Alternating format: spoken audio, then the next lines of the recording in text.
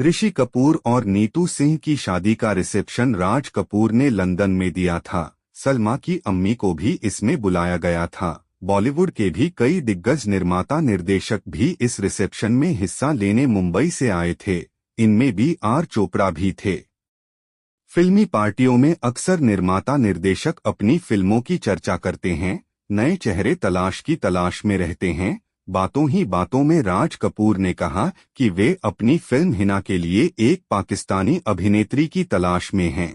B.R. Chopra ने भी बताया कि वे आगामी फिल्म तलाक तलाक तलाक के लिए एक नई मुस्लिम अभिनेत्री चाहते हैं, क्योंकि मुस्लिम पृष्ठभूमि की कहानी होने की वजह से उन्हें लगता है कि एक मुसलमान अदाकारा इस रोल के साथ बेहतर न्याय कर सकेंगी। सलमा तक ये सारी बातें पहुंच गईं।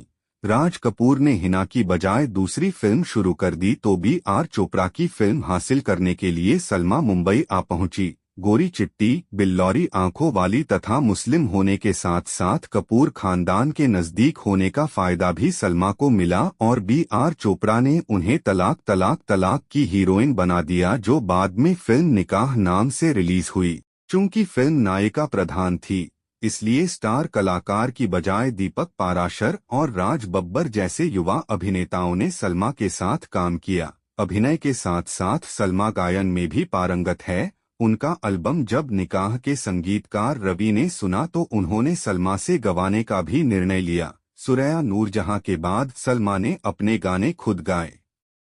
1982 में रिलीज हुई निकाह ने बॉक्स ऑफिस पर भारी सफलता हासिल की। कम बजट और बिना स्टार वाली इस फिल्म की सफलता चौंकाने वाली थी। सलमा द्वारा गाए गीत दिल के अरमा, दिल की ये आरजू थी और फिजा भी है जवां गाने गली गली गूंजे। पति को बेहद चाहने वाली और उसकी बेरुखी से परेशान पत्नी का रोल सलमा ने बेहतरीन तरीके से निभाया था। निकाह में श्रेष्ठ अभिनय के लिए उनका फिल्म फेयर अवार्ड के लिए नामांकन हुआ। बेस्ट फीमेल सिंगर का अवार्ड उन्हें मिला। बॉलीवुड के निर्माताओं का यह हाल है कि कोई कलाकार हिट हो जाए तो उसे अपनी फिल्मों में लेने के लिए सब दौड़ पड़ते हैं। सलमा के साथ भी ऐसा हुआ। उन्होंने मुंबई में बसने का इरादा कर लिया। तेजी से उभर कर सामने आई सलमा से जो आशाएं थीं, उस पर वे खरी नहीं उतर पाईं, तो इसके लिए पूरी तरह जिम्मेदार वे ही थीं। इश्क मोहब्बत के चक्कर में वे ऐसी उलझी कि बॉलीवुड के निर्माताओं ने उनसे दूरी बना ली, क्योंकि सलमा करियर के प्रति ज्यादा गंभीर नजर नहीं आ रही थीं। न्यूयॉर्क के व्यापारी महमूद सिपरा सलमा के दीवाने थे। वे सलमा को अपनी बेगम बनाना चाहते थे, इसलिए निर्माता बनकर उन्होंने सलमा को लेकर बेगम, साहिबा और बेप्सी नामक फिल्में शुरू कर दी। प्यार में सलमा ने बॉलीवुड निर्माताओं के कई प्रस्तावों को ठुकरा दिया। दोनों ने ब्याह रचा लिया। अचानक निकाह करने की वजह से बॉलीवुड निर्माताओं ने सलमा के नाम पर विचार करना बंद कर दिया। महमूद सिपरा ने फिल्में सलमा को पाने के लिए ही बनाना शुरू की थीं।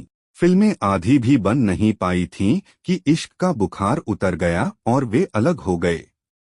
निकाह के बाद सलमा ने जो कुछ फिल्में साइन की थी, उसमें से एक थी बी सुभाष की कसम पैदा करने वाले की। सुभाष इसके पहले डिस्को डांसर जैसी हिट फिल्में बना चुके थे।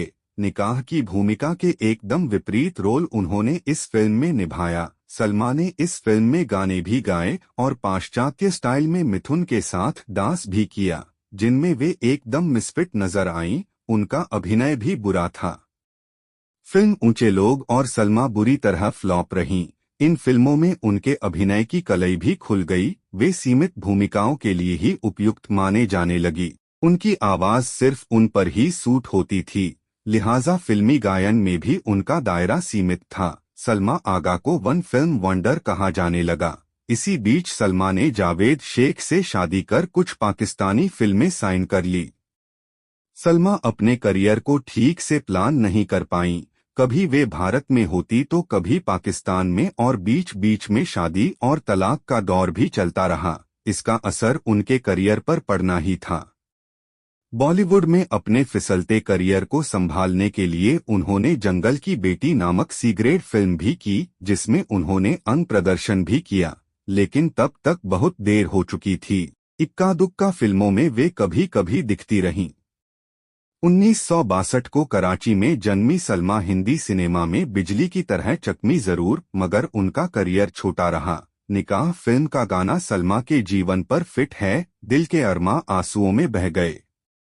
मास्टर स्ट्रोक चैनल में आज बस इतना ही। जल्द मुलाकात होगी एक नए अध्याय में। नमस्कार। चैनल को लाइक करें, कमेंट करें और सब्सक्राइब कर शेयर करें। धन्यवाद।